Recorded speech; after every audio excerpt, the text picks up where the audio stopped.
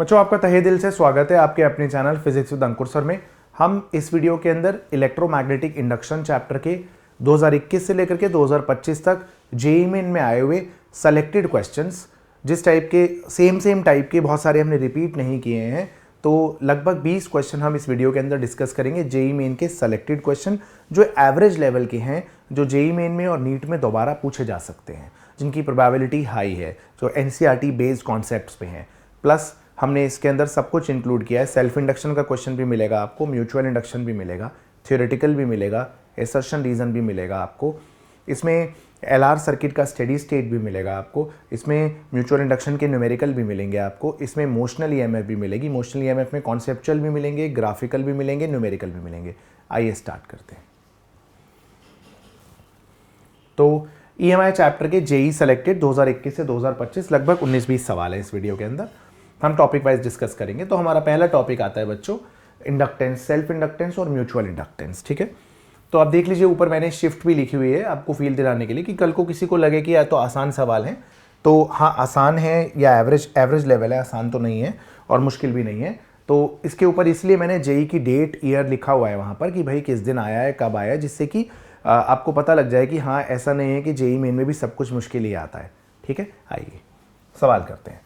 Regarding the self inductance के बारे में कुछ पूछ रहे हैं। Self inductance of a coil depends on it's geometry. अच्छा, कोफिशिएंट ऑफ सेल्फ इंडक्शन का फॉर्मूला क्या होता है? म्यू नॉट म्यू आर, अगर मीडियम कुछ और है तो नंबर ऑफ टर्न्स का square, area of cross section divided by length. ठीक है बच्चों, self inductance of the coil depends on it's geometry. सही बात है, अगर वो लेंथ पे और एरिया ऑफ क्रॉस सेक्शन पे डिपेंडेंट है तो ज्योमेट्री पे तो डिपेंडेंट है ही।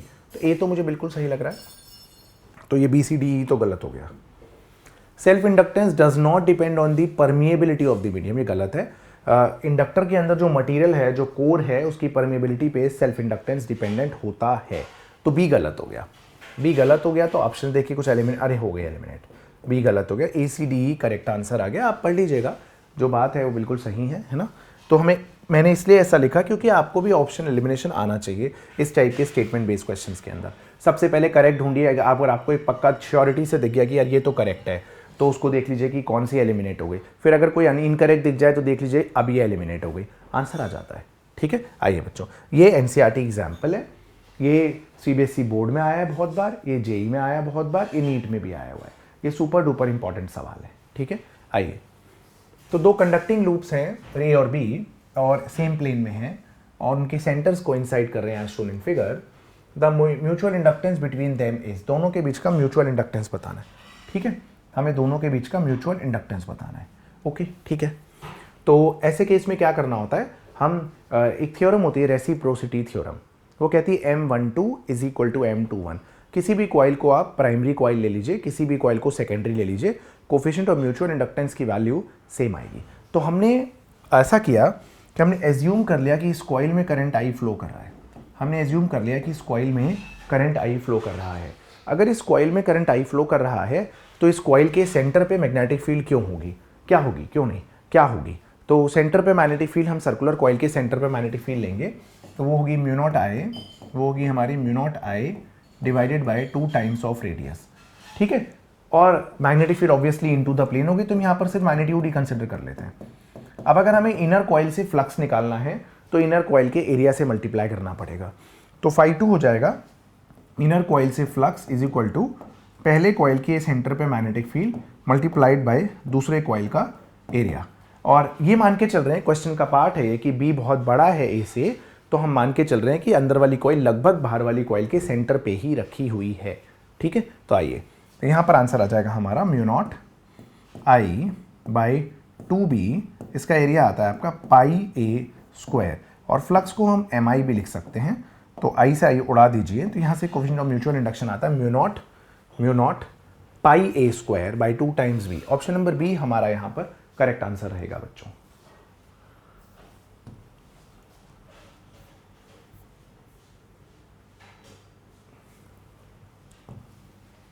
आइए बच्चों, देखते हैं ये सवाल हमसे क्या पूछता है। सवाल है बच्चों, find the mutual inductance in the arrangement when a small circular loop of wire of radius capital R is placed inside a large square loop of wire of side L। L बहुत बड़ा है radius से। The loops are coplanar and their centres coincide. फिर से वही कहानी, ये पहले ये देखिए जेई 2023 में लिखा है, बट ये मेरे हिसाब से 2000 टाइप ईयर में आईआईटी के अंदर पहले भी आया हुआ है। वहां पर स्क्वायर लूप के अंदर एक स्क्वायर लूप था, ठीक है, और पूछा था कोफिशिएंट ऑफ म्यूचुअल इंडक्शन किसके प्रोपोर्शनल है, और यहाँ पर स्क्वायर लूप के अंदर सर्कल है। तो बिल्कुल सिमिलर क्वेश्चन जो है वो रिपीट हो जाते हैं, ठीक है। तो आइए हम सबसे पहले बाहर वाली कॉइल में करंट मान के बाहर वाली कॉइल के सेंटर पर मैग्नेटिक फील्ड निकालेंगे और फिर अंदर वाले के एरिया से मल्टीप्लाई करेंगे, यही रूल होता है। और स्क्वायर के सेंटर पे मैग्नेटिक फील्ड कैसे निकलती है, एक वायर की निकाल के आप 4 गुना कर लीजिए, 45 डिग्री 45 डिग्री। तो स्क्वायर के सेंटर पे मैग्नेटिक फील्ड कितनी है, स्क्वायर के सेंटर पे मैग्नेटिक फील्ड होती है 4 टाइम्स एक वायर की वजह से, 4 टाइम्स एक वायर की वजह से। अच्छा, एक वायर की वजह से क्या होती है, म्यू नॉट आई अपॉन 4 पाई, परपेंडिकुलर डिस्टेंस l/2 है, साइन 45 प्लस साइन 45 जो कि √2 आएगा, ठीक है। तो ये आ जाएगा 4 से 4 कैंसिल, तो ये आ जाएगा आपका 2√2 mu naught I divided by pi l। ये नेट मैग्नेटिक फील्ड है। नेट मैग्नेटिक फील्ड आगे स्क्वायर के सेंटर पे, सर्कुलर लूप का साइज बहुत छोटा मानते हुए हमने मान लिया है कि सर्कुलर लूप स्क्वायर के सेंटर पे ही प्रेजेंट है। अब अगर आपको सर्कल से फ्लक्स निकालना है तो आप मैग्नेटिक फील्ड तो स्क्वायर लूप की वजह से लेंगे, लेकिन एरिया आप सर्कल का लेंगे, एरिया आप सर्कल का लेंगे। तो यहाँ पे फ्लक्स को एम आई रख दीजिए, मैग्नेटिक फील्ड आपने देख ही लिया 2√2 mu naught I by pi L multiplied by area होगा पाई आर स्क्वायर। पाई से पाई उड़ा दीजिए, पाई से पाई उड़ा दीजिए, आई से आई कैंसिल कर दीजिए। यहाँ से कोफिशिएंट ऑफ म्यूचुअल इंडक्शन आ जाएगा आपका 2√2 mu naught R square by capital L. तो ये आ जाएगा 2√2 mu naught R square by capital L. Option number C आपका करेक्ट आंसर रहेगा।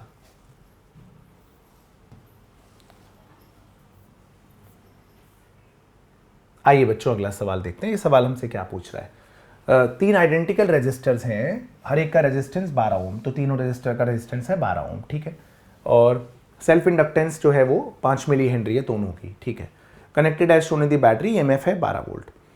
The current through the battery long after the switch has been close. आपने switch को close कर दिया, जब स्टेडी स्टेट अटेन हो जाती है तो कैपेसिटर तो इनफाइनाइट ऑपोजिशन देता है, बट स्टेडी स्टेट अटेन होने के बाद में इंडक्टर 0 ऑपोजिशन ऑफर करता है। तो आपको जिस भी जहां पर भी इंडक्टर दिख रहा है वहां एक सिंपल तार लगा दीजिए, जहां भी इंडक्टर लग रहा है वहां एक सिंपल तार लगा दीजिए। ईएमएफ आपकी 12 वोल्ट है यहाँ पर, ठीक है, 12 वोल्ट। 3 आर अगर आपने पैरेलल में लगाए तो नेट रेजिस्टेंस R/3 हो जाता है, और R की वैल्यू 12 है तो 12/3 नेट रेजिस्टेंस जो कि 4 ओम आ गया, ठीक है। 12 वोल्ट की बैटरी है यहाँ पर, तो करंट कितना आ जाएगा, 12 वोल्ट की बैटरी डिवाइडेड बाय 4 ओम। यहाँ पे करंट की वैल्यू 3 एम्पियर आ जाती है बच्चों, करंट की वैल्यू आ जाती है 3 एम्पियर, ठीक है बच्चों। आई होप आप समझ गए मैं क्या बोलना चाह रहा हूँ।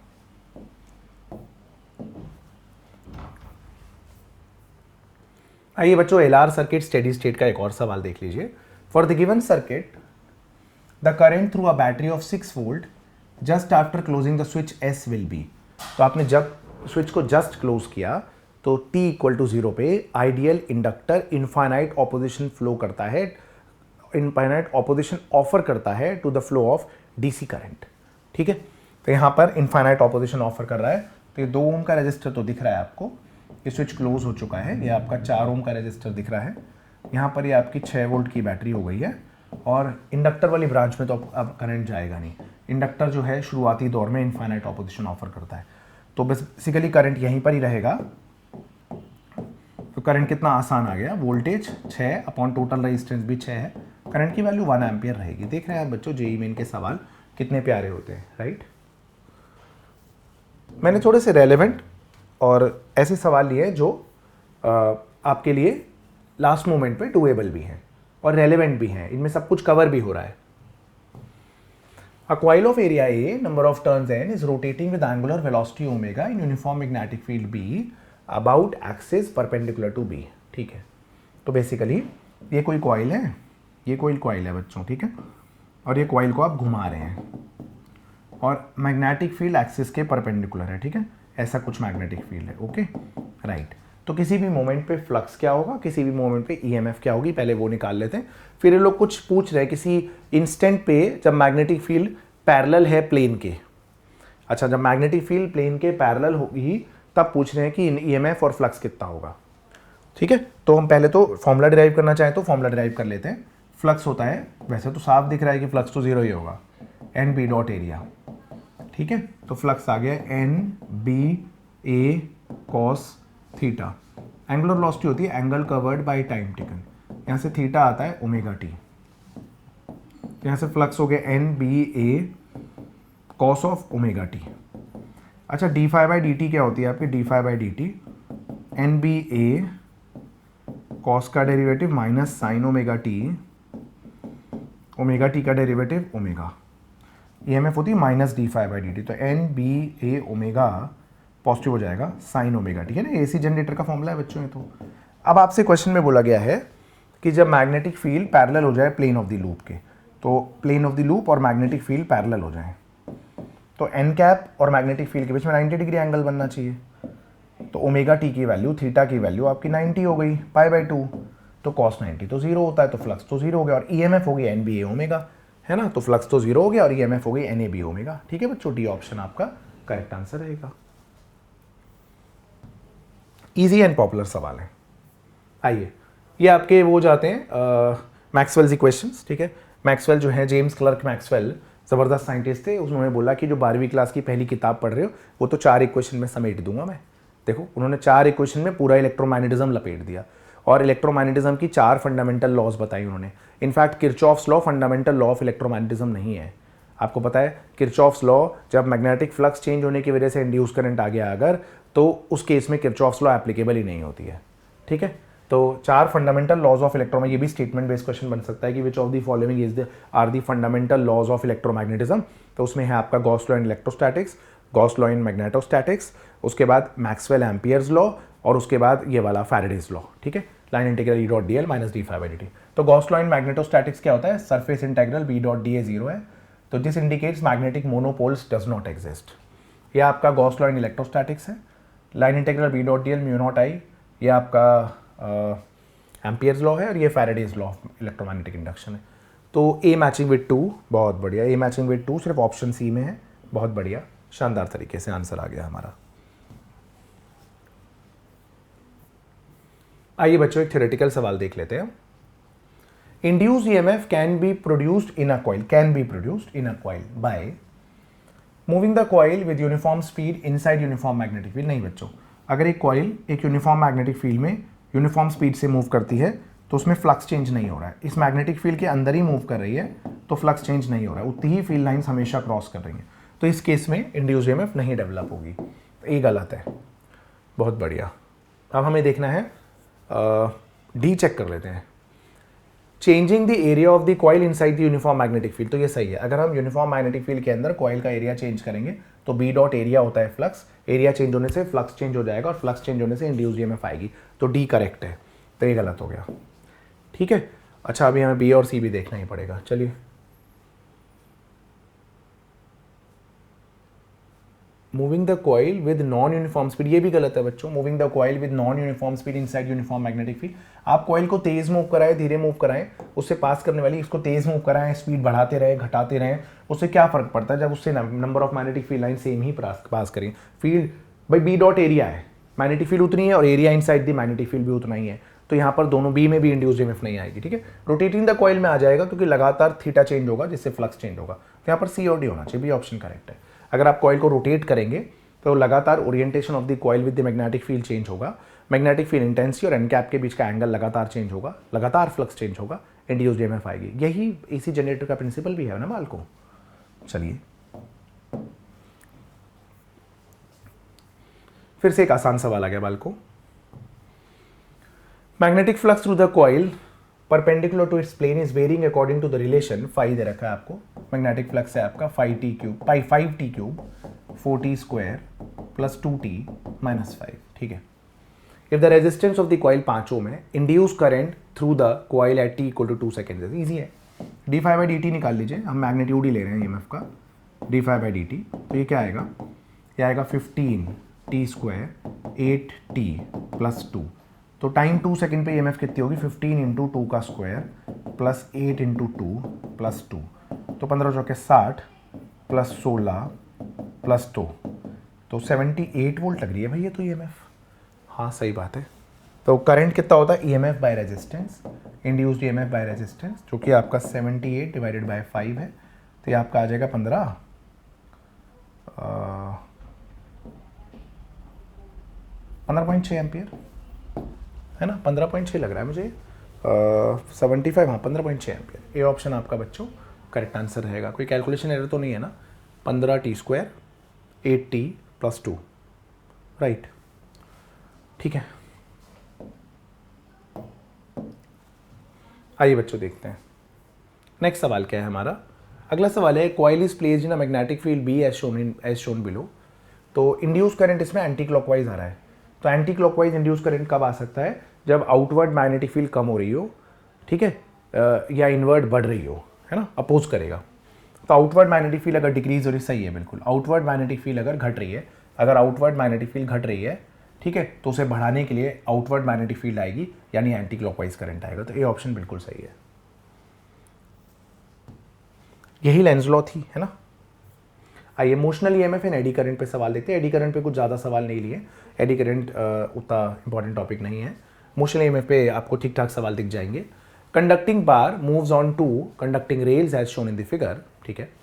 अ constant magnetic field B exists into the page, दिख रहा है। The bar starts to move from the vertex at t = 0 with a constant velocity. The induced EMF E किसके प्रोपोर्शनल होगा, ठीक है। आ जाइए देखते हैं। तो ये ऊपर मूव कर रहा है, ठीक है, ये बार है, ऊपर मूव कर रहा है। इस मोमेंट पे इसको y मान लेते हैं, और इक्विलेटर ट्राइंगल है क्या,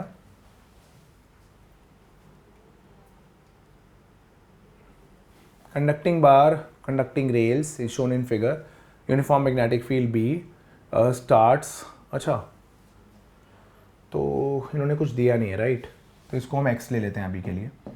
वैसे तो इक्विलेटरल ट्राइंगल गिवन होना चाहिए था एक मोमेंट पे, या कोई और ट्राइंगल गिवन होना चाहिए था। एनीवेज लेट्स सी, आता ही नहीं आता। तो यहाँ से tan थीटा तो x/y आ गया आपका, ठीक है। हाँ, तो यहाँ से आपका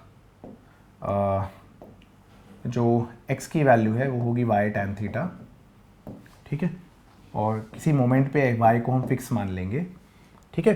तो यहाँ पर जो EMF होगी, इंड्यूस्ड EMF, वो क्या होती है, BLV होती है इमोशनल EMF।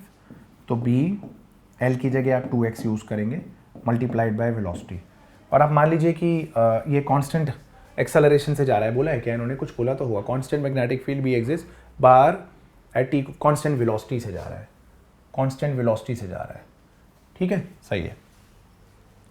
तो अगर ये कांस्टेंट वेलोसिटी से जा रहा है, तो जो y डिस्टेंस होगा ना, y डिस्टेंस, वो क्या होगा, y डिस्टेंस ट्रैवल, मान लीजिए यहाँ से स्टार्ट करता है, यहाँ से स्टार्ट करता है, ये बार ऐसे ऐसे ऐसे ऐसे मूव कर रहा है कांस्टेंट वेलोसिटी से, है ना। तो y क्या होगा, y डिस्टेंस होगा आपका स्पीड इनटू टाइम, ठीक है बच्चों, स्पीड इनटू टाइम होगा।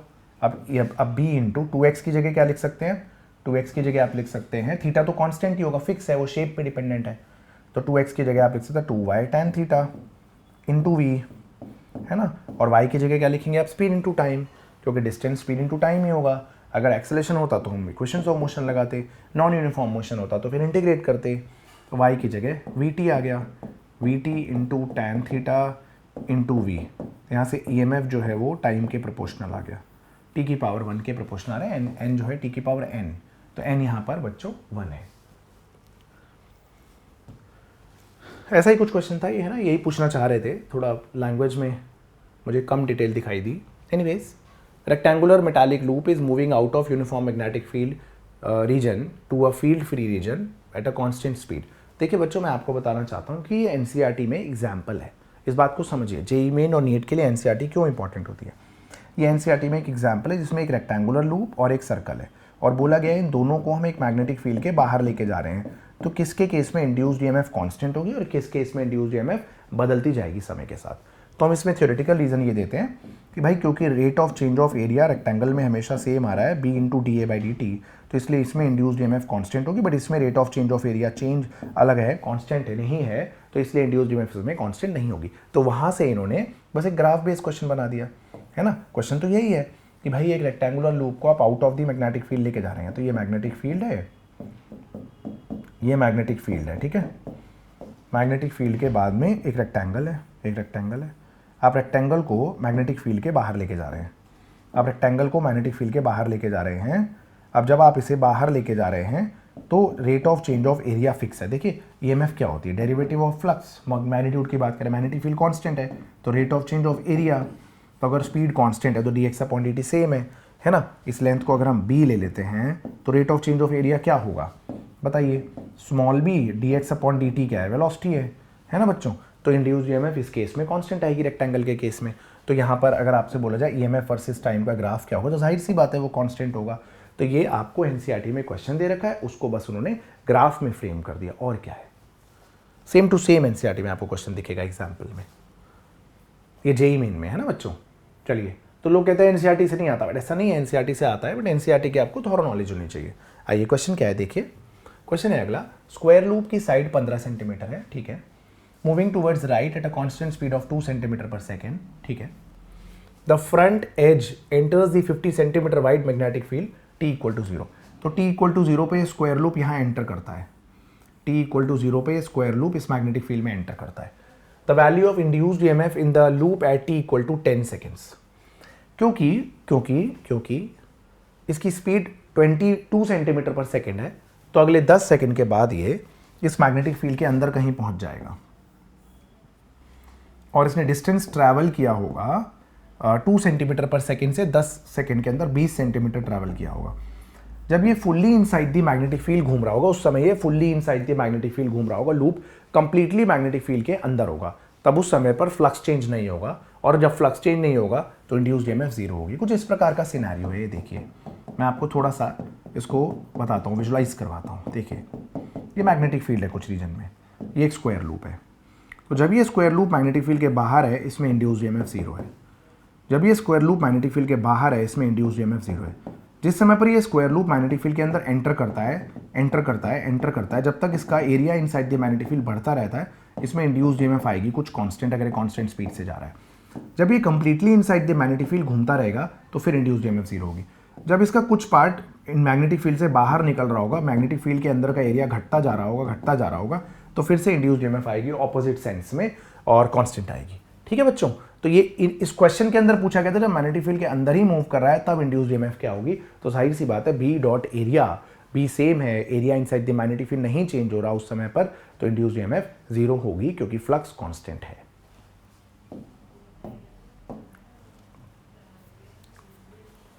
आइए बच्चों अगला सवाल देखते हैं। सवाल है बच्चों, given below are 2 statements, one is labelled as assertion A and other is labelled as reason are.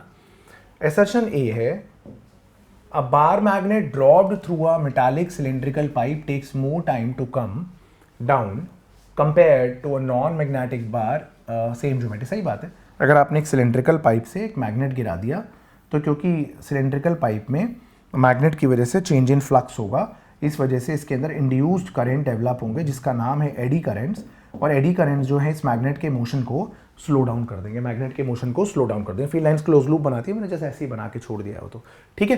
तो उसके बाद रीजन है for the magnetic bar AD currents develop होंगे मेटालिक पाइप में। असर्शन ट्रू, रीजन ट्रू, और collect explanation भी है। ठीक है बच्चों, बिल्कुल सही बात है। इंड्यूस करंट सॉलिड लोहे में जो होते हैं उन्हें एडी करेंट्स कहते हैं। आ जाइए बच्चों अगला सवाल देखते हैं। अब देखिए सवाल है बच्चों हमारा, 1 metre long metallic rod XY है, ठीक है, सर्किट कंप्लीट कर रहा है। Plane of this circuit is perpendicular to the magnetic field.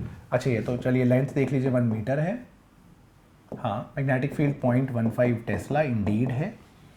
If the resistance of this circuit 5 ohm है, सर्किट का रेजिस्टेंस दिख रहा है क्वेश्चन के अंदर 5 ओम है, ठीक है। The force needed to move the rod in the direction as shown with a constant speed of 4 metre per second. बच्चों ये मोशनल ईएमएफ का केस है ना, इसमें हम इंड्यूस्ड ईएमएफ निकालते हैं। देखिए मैं आपको बता देता हूँ, इसमें जब हम इंड्यूस्ड ईएमएफ निकालते हैं तो वो आती है BLV, ठीक है। अच्छा, area inside the magnetic field बढ़ रहा है, क्योंकि मैग्नेटिक फील्ड सब जगह ही प्रेजेंट है, ठीक है, बनाया नहीं है डायग्राम ठीक से। तो area inside the magnetic field बढ़ रहा है तो फ्लक्स बढ़ रहा है। अब अगर फ्लक्स बढ़ रहा है तो इंड्यूस करंट लेंज लॉ के हिसाब से बढ़ते हुए फ्लक्स को अपोज करेगा, तो induce current opposite magnetic field produce करेगा, यानी induce current outward magnetic field produce करेगा, यानी इंड्यूस करंट को एंटी क्लॉकवाइज आना पड़ेगा, ठीक है। तो मैग्नेटिक फील्ड अब इनटू द प्लेन है, करंट ऊपर जा रहा है, Fleming's left hand rule, magnetic field into the plane, current ऊपर जा रहा है तो मैग्नेटिक फोर्स इसमें टुवर्ड्स लेफ्ट लग रहा है। मैग्नेटिक फोर्स कितना लगता है, मैग्नेटिक फोर्स होता है BIL। अगर आप इस रॉड को कांस्टेंट स्पीड से मूव करना चाहते हैं तो आपको इस फोर्स को नलीफाई करना पड़ेगा, तो आपको एक्सटर्नल फोर्स भी उतना ही लगाना पड़ेगा जितना मैग्नेटिक फोर्स है, जो कि हो गया BIL। ठीक है बच्चों, वैसे तो ये डायरेक्ट फॉर्मूला है बट मैंने सोचा कि आपको करा देता हूँ। EMF बाय रेजिस्टेंस होता है करंट, तो B फिर से BLV/R इंटू L। तो बच्चों यहाँ से फोर्स हो गया B²L² V divided by R। Values put कर लेंगे आप, ठीक है, आपके हिस्से का काम रहेगा। मैग्नेटिक फील्ड आपकी 0.15 है, तो 0.15 इंटू 0.15, लेंथ 1 का स्क्वायर, V 4 है ना, हाँ, अपॉन रेजिस्टेंस है कितना, रेजिस्टेंस है 5, सही है बच्चों। ठीक है, अब आप ये सॉल्व कर लीजिएगा, देखिए क्या आता है। ये आ जाता है आपका 0.15 इंटू 4 0.6 हो जाएगा, तो 0.6 इंटू 0.15 अपॉन 5, सही है बच्चों। तो ये आ जाएगा आपका 6 इंटू 15 डिवाइडेड बाई 5 और 10 की पावर -3, तो आ जाएगा 18 बच्चों, 18 इंटू 10 की पावर -3। ठीक है बच्चों, 18 इंटू 10 की पावर -3 आंसर रहेगा। आसान सवाल था। इमोशनल EMF के सवाल काफ़ी पूछे जाते हैं, अच्छे सवाल होते हैं, एवरेज सवाल होते हैं, इजी सवाल। ये भी 2023 जनवरी में आया है, ये NCERT लेवल का क्वेश्चन है, नीट में आ चुका है, JEE में आ चुका है, NCERT के अंदर ये सुपर पॉपुलर क्वेश्चन है। नीट के अंदर पॉपुलर क्वेश्चन आते हैं, अनपॉपुलर क्वेश्चन नहीं आते। इवन 2025 में भी जो आए हैं वो JEE मेन के पुराने बहुत पॉपुलर क्वेश्चन ही आए हैं, 16-17 क्वेश्चन।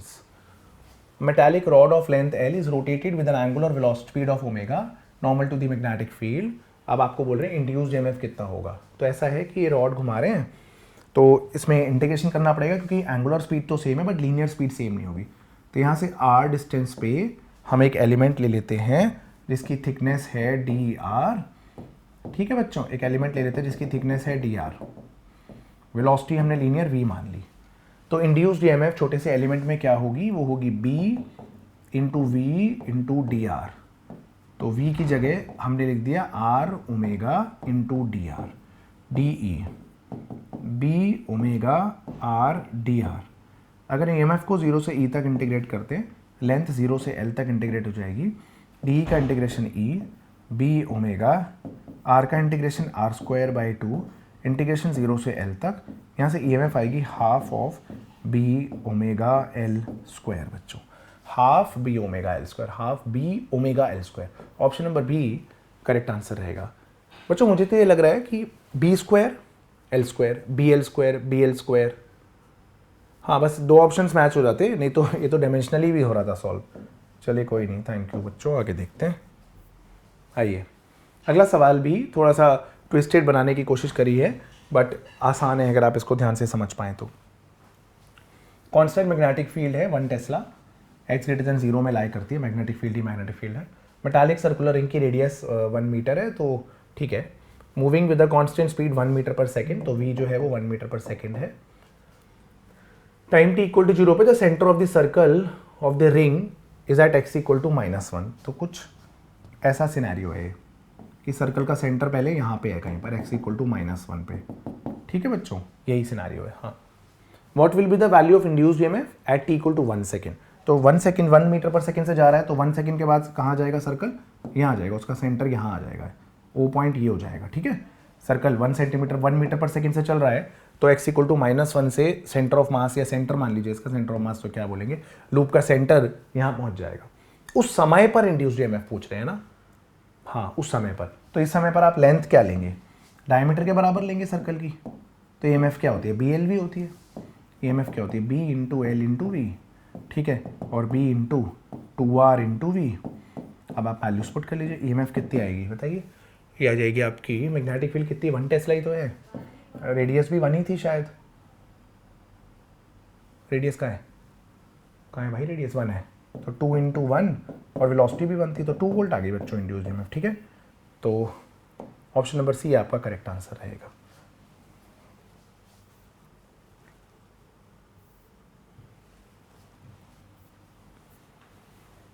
आइए बच्चों देखते हैं, ये वाला क्वेश्चन भी NCERT का एग्जाम्पल है, इसलिए मैंने जानबूझ के ऐसे क्वेश्चन उठाए हैं आपको ये बताने के लिए कि NCERT एग्जाम्पल जब JEE मेन में आ सकते हैं तो NCERT एग्जाम्पल नीट में भी आ सकते हैं। इंपॉर्टेंट होती है NCERT, है ना।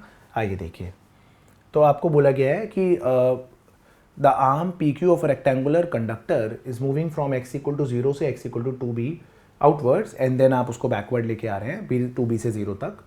यूनिफॉर्म मैग्नेटिक फील्ड 0 से b में ही है सिर्फ। हाँ, identify the graph showing the variation of different quantities with the distance. ठीक है, तो सुनिए, सबसे पहले सुन लीजिए,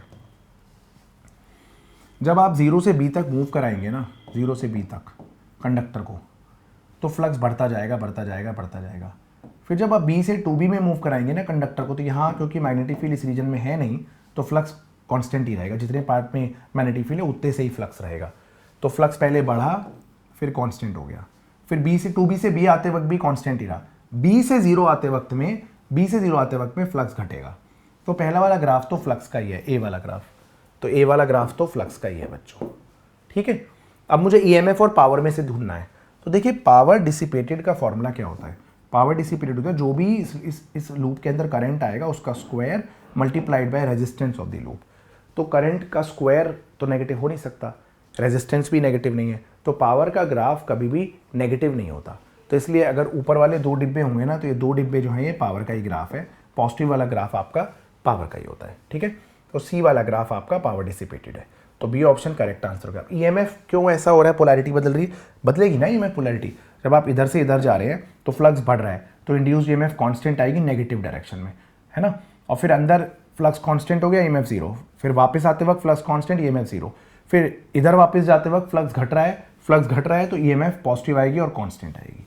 यही तो लेंस लॉ है बच्चों। ठीक है, आई होप आप समझ गए।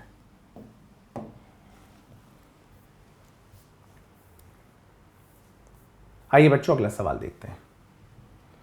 वैसे तो angle of dip earth magnetism syllabus में नहीं है, बट कल को ईएमआई के अंदर गलती से आ जाए, क्योंकि हम even school level JEE NEET जब भी पढ़ाते हैं ना फिजिक्स बच्चों को, तो हम ईएमआई के अंदर wing span of the aeroplane के क्रॉस इंड्यूस्ड ईएमएफ कितना होगा अर्थ के मैग्नेटिक फील्ड से, वो बता देते हैं बच्चों को। ठीक है, ये बात सच है कि अर्थ मैग्नेटिज्म अब सिलेबस में नहीं है, बट एनीवेज ईएमआई में करा दिया। An aeroplane with its wings spread 10 metre, तो एरोप्लेन का विंग स्पैन जो है वो 10 मीटर है।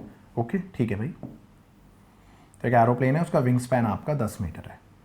ये एरोप्लेन का विंग स्पैन है जो कि है 10 मीटर, ये 10 मीटर है length. Okay, no problem at all बच्चों। ठीक है, वैसे हम ना और बेटर डायग्राम बना सकते हैं, 3D फिगर बनानी पड़ेगी तो बेटर रहेगा। तो इस प्लेन में उड़ रहा है एरोप्लेन, ठीक है, ग्राउंड के पैरेलल।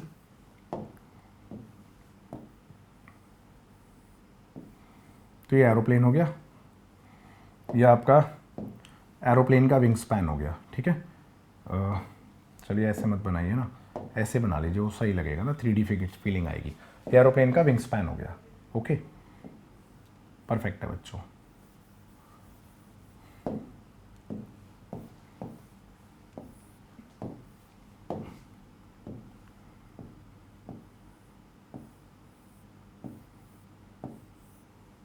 ठीक है ना, ये एरोप्लेन का आपका विंग स्पैन हो गया, आपको दिख गया ये क्या है। ठीक है, लेंथ दे रखी है, flying at speed of 180 kilometre per hour. तो स्पीड को पहले आप 5/18 से मल्टीप्लाई करके मीटर पर सेकंड में चेंज करिए, तो ये 50 मीटर पर सेकंड की स्पीड हो गई है। सही है।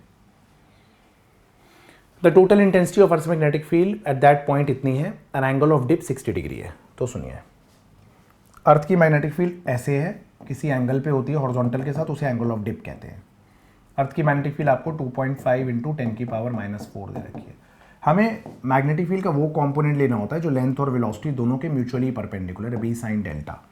तो जो ईएमएफ का फॉर्मूला है ना BLV, वो हमेशा वैलिड नहीं होता।